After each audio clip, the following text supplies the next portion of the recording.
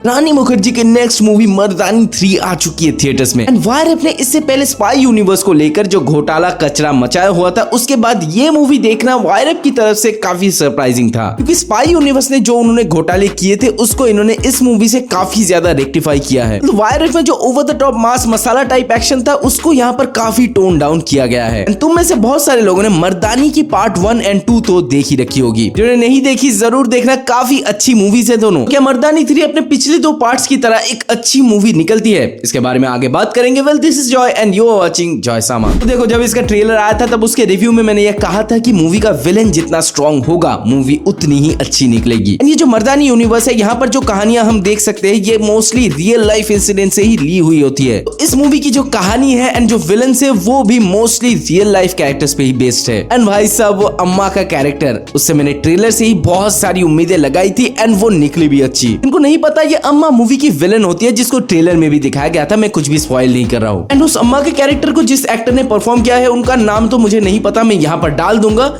क्या ही परफॉर्मेंस दिया है भाई, काफी रियलिस्टिक लग रहा था। कुछ जगह है जहां पर वो एक लोरी गाकर सुनाती है, वो भाई काफी स्केरी एक्सपीरियंस था। मतलब जब भी तुम्हें वो लोरी की आवाज सुनाई देगी, यू नो कुछ होने वाला है भाई, कुछ कांड होने वाला है। मूवी की हल्की फुल्की सिनॉप्सिस अगर मैं तुम्हें दूं तो शहर से लड़कियां गायब हो रही है धीरे धीरे, बट इसके पीछे किसका हाथ है एंड ये क्यों गायब हो रही है इसके बारे में कोई भी आइडिया नहीं है। ये मेनली 8 से 9 साल की बच्ची है जो काफी पुअर फैमिली से बिलोंग करती है। ये सब किडनैपिंग्स नॉर्मली हो तो रही थी, बट इसके बीच में ही एक हाई रैंकिंग ऑफिसर की बेटी भी किडनैप हो जाती है। ऑब्वियसली जल्दी से किडनैपर को पकड़ने के लिए बुलाया जाता है आईपीएस शिवानी शिवाजी राव यानी कि रानी मुखर्जी के कैरेक्टर को। जितना आसान ये केस दिख रहा है उतना है नहीं। पर्दे के पीछे चल रहा है कुछ इतना ही बड़ा जो देखने के बाद तुम्हारी आंखें फटी की फटी रह जाएंगी। उसे देखने के बाद आई वाज लाइक, हैं ये भी रियलिटी में हो सकता है? भाई सच में ये सब चीजें समाज में हो रही है और वो भी इन छोटी छोटी बच्चियों के साथ। ये देखकर काफी ज्यादा बुरा भी लगता है। Coming back to the movie में काफी सारे ट्विस्ट एंड टर्न्स भी रखे गए हैं। एंड ट्रेलर देखने के बाद मूवी की मुझे थोड़ी थोड़ी आइडिया लग गई थी कि अम्मा ही मेन विलन होने वाली है, उसके साथ रानी मुखर्जी की एक भिड़ंत होगी। बट वहां पर भी उन लोगों ने एक ट्विस्ट रखा है जो लगभग इंटरवल के टाइम पर आती है and that was pretty good. And ये सिर्फ एक ट्विस्ट नहीं, इसके बाद और भी बहुत सारे ट्विस्ट आते हैं। मतलब सेकंड हाफ में तो इन लोगों ने लिटरली ट्विस्ट पर ट्विस्ट फेंक के मारा है। मूवी की फर्स्ट हाफ बहुत ज्यादा फास्ट पेस्ड है एंड वहां पर मूवी एक इन्वेस्टिगेटिव थ्रिलर टोन को फॉलो करती है। वहां पर हमें ये दिखाया जाता है कि ये सब कांड आखिर कर कौन रहा है एंड क्यों कर रहा है। सेकंड हाफ में जाकर फाइनली ये आंसर तुम्हें मिलता है कि ये सब आखिर चल क्या रहा था। बट सेकंड हाफ की जो ट्विस्ट थी, जिन लोगों ने देखा है उनको पता ही होगा, जो सेकंड वाली ट्विस्ट थी वो काफी प्रेडिक्टेबल थी। पहले से ही पता लग गया था कि भाई ये होने वाला है तो इसको जल्दी से करो, इसको खींचो मत। एंड ये जो दूसरी विलन की बात मैं कर रहा था, इसका कैरेक्टर मुझे काफी अंडररेटेड सा फील हुआ। मतलब इसको एक प्रॉपर बैक स्टोरी भी दी गई है,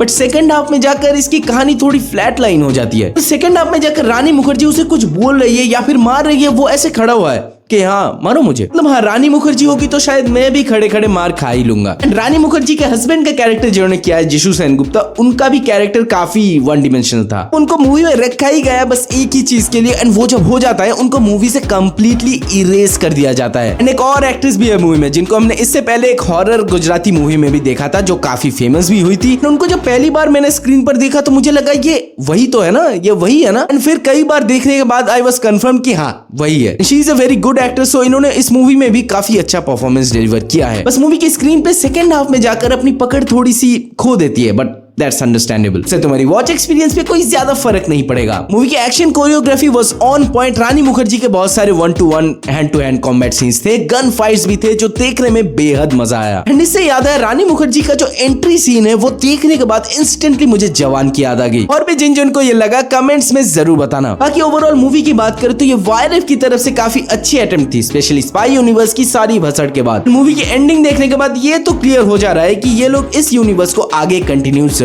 करेंगे। तो शिवानी शिवाजी राव शायद एवेंजर्स डूम्सडे में ना रिटर्न करे, बट वायरअप की अगली मूवी में जरूर रिटर्न करेंगी। क्या पता आलिया भट्ट की जो अल्फा आ रही है वायरअप की तरफ से, वहां पर हमें रानी मुखर्जी का एक कैमियो भी देखने को मिल जाए। तो वायरअप तो फेमस ही है ना अपने इन कैमियोस के लिए। फिर वो सब हम किसी दूसरे वीडियो में डिस्कस करेंगे। फिलहाल इस मूवी को मेरी तरफ से 3.5 आउट ऑफ 5 स्टार्स। तुम्हें अगर ये मूवी थिएटर्स में देखनी है तो बेधड़क देखने जाना, बस बच्चों के साथ इस मूवी को बिल्कुल भी मत देखना, क्योंकि इस मूवी में बच्चों को ही लेकर कुछ ऐसे सेंसिटिव और ब्रूटल टॉपिक्स दिखाए गए हैं जो तुम बच्चों के साथ तो बिल्कुल भी नहीं देखना चाहोगे। अगर तुमने ऑलरेडी ये मूवी देख ली तो कमेंट्स में जरूर बताना तुम्हें कैसी लगी। मर्दानी 1 और 2 भी अगर देखी है तो दोनों में से तुम्हारी फेवरेट कौन सी है ये भी हमें कमेंट्स में जरूर बताना। तब तक के लिए हम मिलेंगे आपसे अगली वीडियो में। Peace out.